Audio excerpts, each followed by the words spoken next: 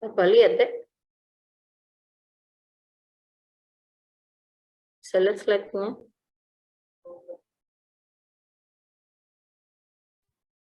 Permisi dokter, bisa dokter. Yang ini tuh judul 1. Tidak salah aja.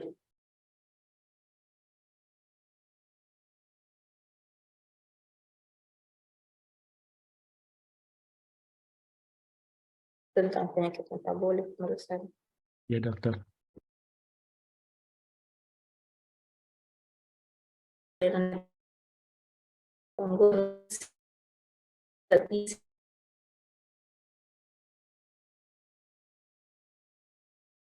Dislipidemia merupakan kondisi gangguan metabolisme lipid yang ditandai dengan peningkatan atau penurunan parameter lipid. Ya, ada namanya dislipidemia primer, ada sekunder. Primer itu karena genetik, sedangkan sekunder bisa karena gaya hidup atau penyakit. Ini dia punya lipoprotein. Ya, kita lihat dulu ini. Makanan berlemak, ya, ada sintesis kolesterol di hepar, menurunkan reseptor di serum. Ikatan LDL mudah melepaskan lemak dan kemudian membentuk plak pada dinding pembuluh darah yang selanjutnya akan menyebabkan cirrhosis dan penyakit jantung koroner. Pokoknya bukan DM, lemak tinggi, merokok, dan faktor risiko lainnya. Ya, dia punya profil lipid, kolesterol total, LDL, HDL, dan trigliserida. Sebenarnya untuk fraksi lipid bukan hanya ini, tapi ini adalah yang umum diperiksa. Kalau untuk periksa kolesterol, ini kolesterol, LDL, HDL, dan trigliserida. Jadi ini masing-masing dia punya nilai formalnya berapa.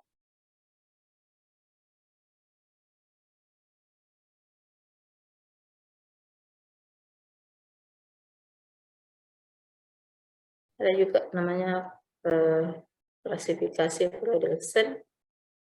Ya. Fredrickson 1, dislipidemia eksogen.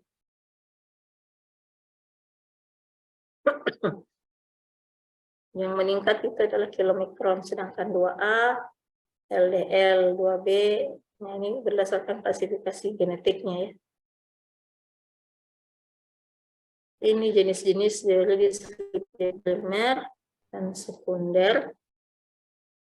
Ya, kita masuk lagi ke DM. DM, kita lanjut dulu ya, DM1, DM2.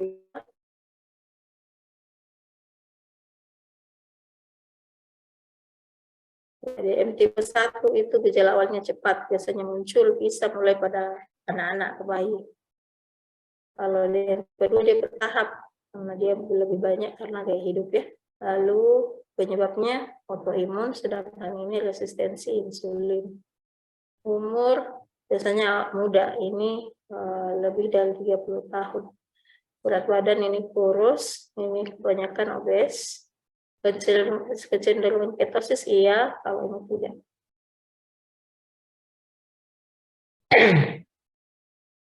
Nah, ini pemeriksaan glukosa ya, ada beberapa jenis namanya GDS, GDP, GDDPP, GTGO. GDS itu diperiksa setiap saat, tidak ada persiapan mau sekarang mau kapan.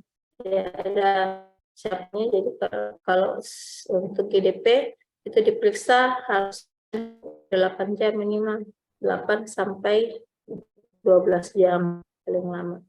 Glukosa darah 2 jam postprandial, 2 jam setelah makan nasi atau makanan berat. Makanan beratnya bukan minum teh. TGO ini sudah jarang diperiksa. Lalu HbA1c, HbA1c ini untuk melihat monitor ya. HbA1c adalah komponen Hb yang terbentuk dari reaksi non-enzimatik antara glukosa dengan N-terminal valid rantai B HbA dengan ikatan almudin. Produk yang dihasilkan ini diubah melalui proses menjadi ketoamin yang stabil dan irreversibel. Ini dia punya nilai HbA1c. Kalau dia 5 masih normal. Kalau GDP itu 99, jadi di bawah 100 ya, normal. Kalau TTGO normal juga kalau 139. Nah, tapi kalau dia di atas 5,7 sampai 6,4 sudah prediabetes. Fasting glucose 100 sampai 145, TGO 120 sampai 109. Lebih dari 200, GD2PP itu, sedangkan glukosa pasa DL 120 ke atas.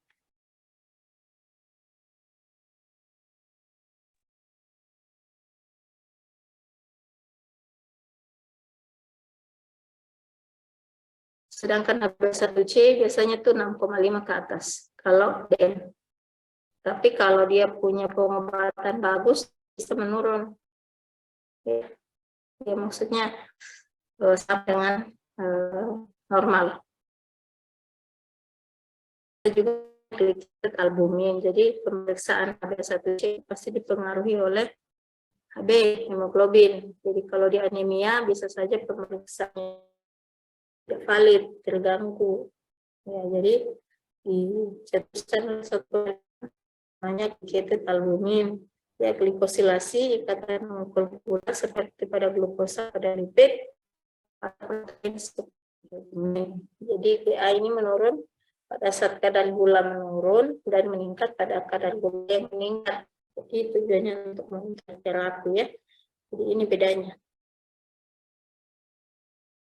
HbA1c itu bisa 3 bulan.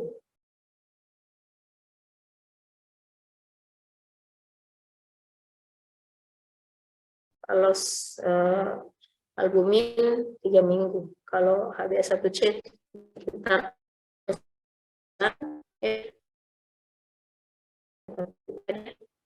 dipengaruhi oleh anemia. Untuk PTC ya, saya bilang tadi untuk melihat fungsi fungsi sel beta. Pemeriksaan keton dalam darah dan urin penting untuk mencegah ketoasidosis. Jadi orang-orang diabetes ada kecenderungan untuk mengalami ketoasidosis. Kenapa dia mengalaminya? Mengapa berbahaya? Karena sifat asam bisa mengganggu fungsi dari tubuh.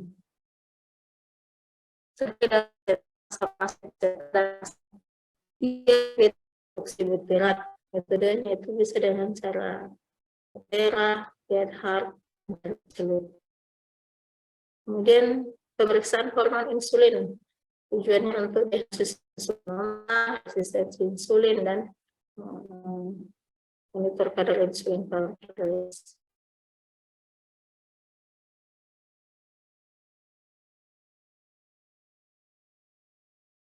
Semua lobet ya, saya mencas.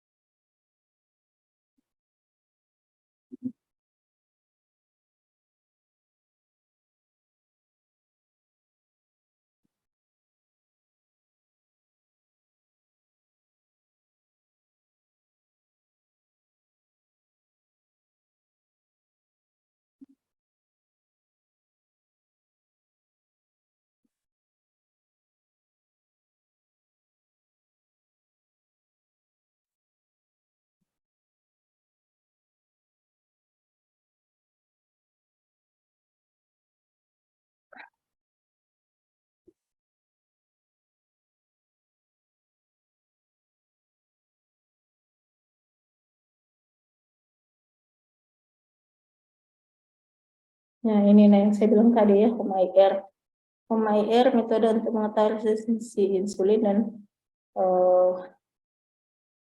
sel beta.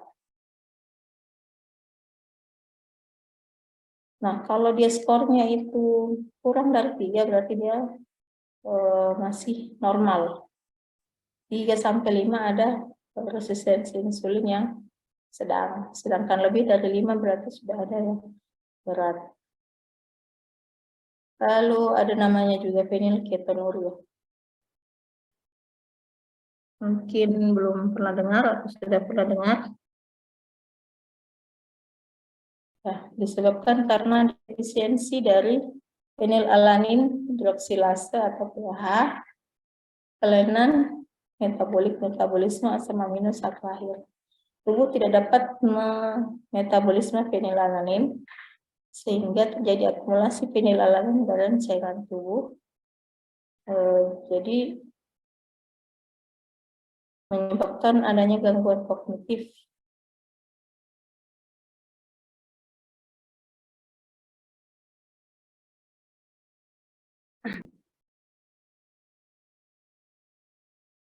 Mutasinya itu terjadi pada kromosom 12, pada gen untuk protein yang disebut dengan PAH, enzim di hati yang ini memecah asam amino, ya. Nah, jadi fenilalanin ini jadi lebih berkembang di darah dan sel-sel saraf di otak. Ya, jadi pada bayi ini awalnya tidak ada gejala, namun tanpa perawatan bisa muncul dalam beberapa bulan. Gejalanya pun bisa ringan sampai berat, antara lain retardasi mental, gangguan perilaku, dan masalah sosial. Kemudian bisa kejang, tremor, dan gerakan yang menghentak tangan dan kaki. Pertumbuhan terhambat, ya. Ada bau apak, ya, di nafas, kulit, dan urin. Pemeriksaan labnya dengan metode ion exchange atau kromatografi. Ya, kalau kadarnya itu sudah lebih dari 10 mg per dl, bisa dimulai diet rendah fenilalanin. Kalau sudah lebih dari 15, ini bisa sudah terjadi kerusakan otak.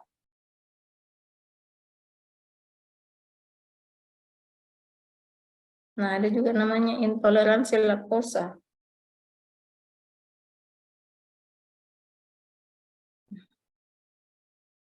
Ya, jadi sindrom klinis yang ditandai oleh manifestasi klinis seperti sakit perut, diare, mual, kembung, produksi gas di usus meningkat setelah mengkonsumsi laktosa.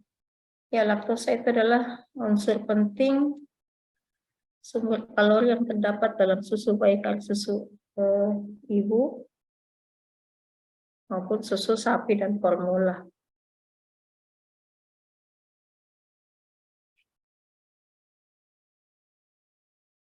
Pada normal tubuh dapat memecah laktosa dengan bantuan enzim laktase. Namun pada tanpa laktase, laktosa tidak bisa dipecah, ya, sehingga akan menyebabkan sakit perut dan diare. Ya, defisiensinya itu ada karena aktivitasnya, karena kemudian tidak terdapatnya enzim laktosa pada beras bulgur dan sintesis laktase yang cenderung berkurang dengan bertambahnya usia. Yang sekunder, timbul setelah kerusakan pada gastrointestinal akibat usus akibat infeksi misalnya, ya, dan hanya bersifat sementara. Ini yang sekunder. Nah, ini gambarannya, ya. Normalnya ini laktosa terdiri dari dua seperti ini, ya. Kalau ini kan tidak bisa dimasuk ke dalam tubuh karena masih kompleks bentuknya, sehingga laktase dia cerna dulu, dia dibantu dulu dengan laktase, kemudian terpecah menjadi galaktos dan glukos sehingga dia bisa masuk. Sedangkan di sini kalau tanpa laktosa ini tidak bisa dicerna. Karena adanya air yang banyak, kemudian bakteri, muncullah berbagai macam hal di sini ya. Sehingga muncul gejala intoleransi laktosa. Untuk analisa feses yang diperiksa adalah asam atau bahan produksi dalam tinja setelah minum atau makan mengandung laktosa, atau kemudian uji hidrogen napas, mengukur kadar gas hidrogen yang dikeluarkan melalui udara napas sebagai hasil fermentasi laktosa dan klorokolon. Nah, ini pada bayi yang dicurigai yang diperiksa, ternyata ada peningkatan ya. Uji toleransi laktosa.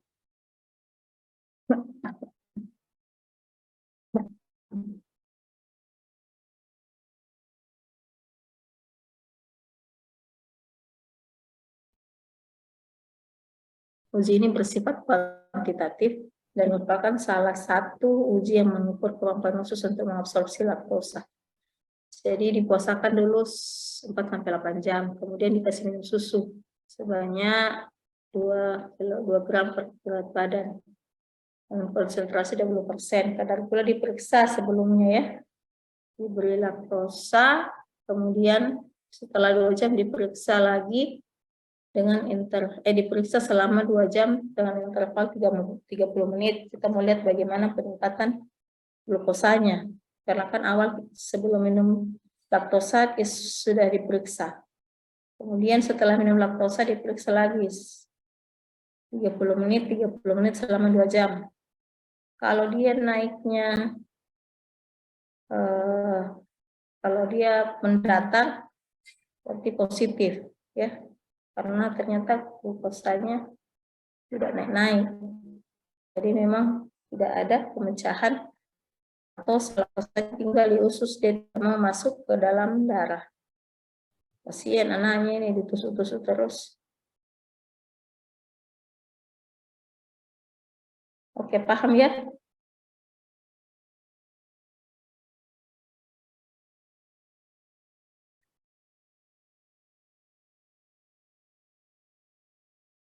Oke, sampai sini deh ada yang mau ditanyakan.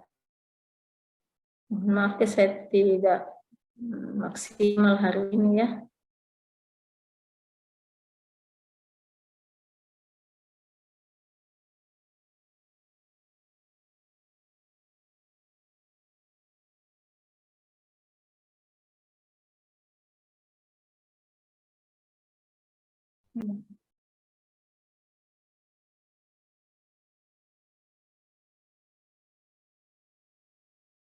Ya, kalau tidak ada mungkin saya cukupkan saja. Boleh? Ini sih boleh dokter.